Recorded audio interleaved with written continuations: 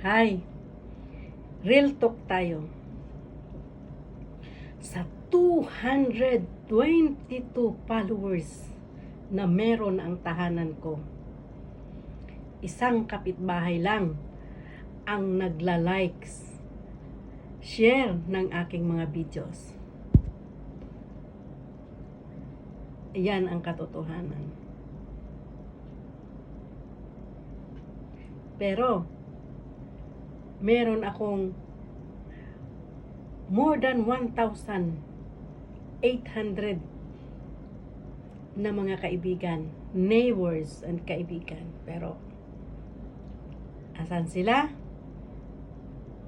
Hindi ko alam. Walang sumuporta sa akin. Kasi, hindi pera. Maaring, kung pera maari, andyan sila susuporta sa akin.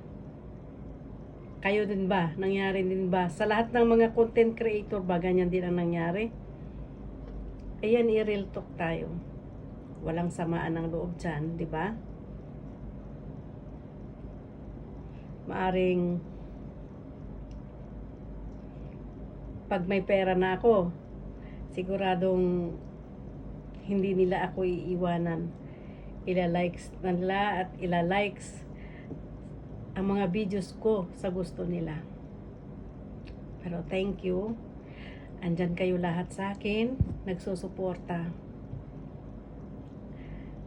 Andyan kayo na hindi ko man lang nakita, hindi ko man lang nakachat, pero pilit nyo akong chinachat.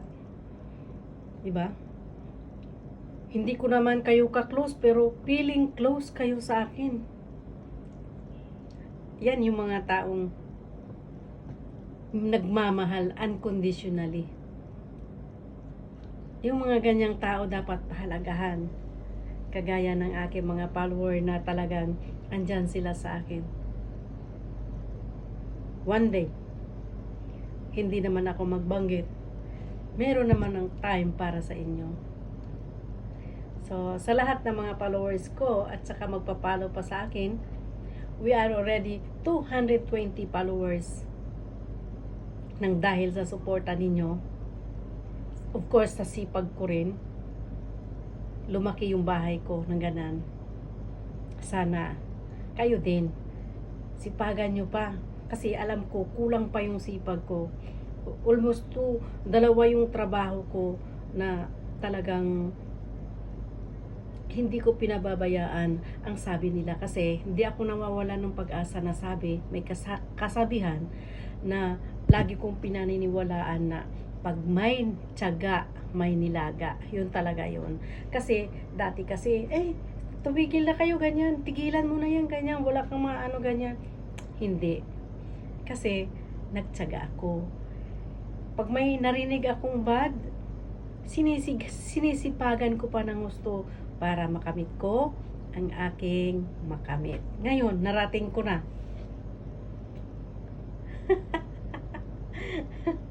Narating ko na.